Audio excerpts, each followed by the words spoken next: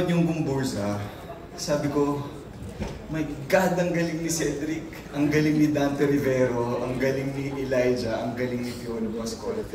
Tapos sabi ko, lumabas yung character ko nung namatay si Piolo Pascual.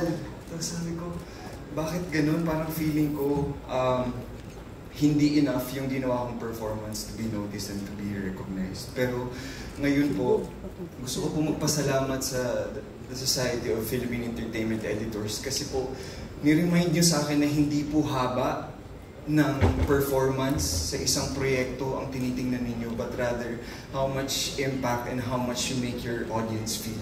So I really appreciate this award, and I'm shaking. I will never forget this night.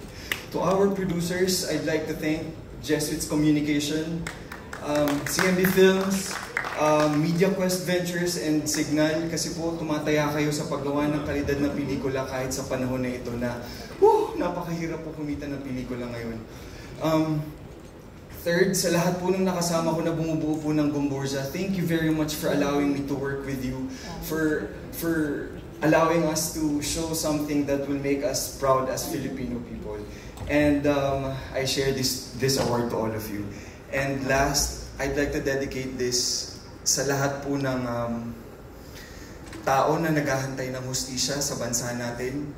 Ang kwento po ng Gumburza ay isang representasyon ng mga tao na naghahantay ng hustisya na sana makamit nila.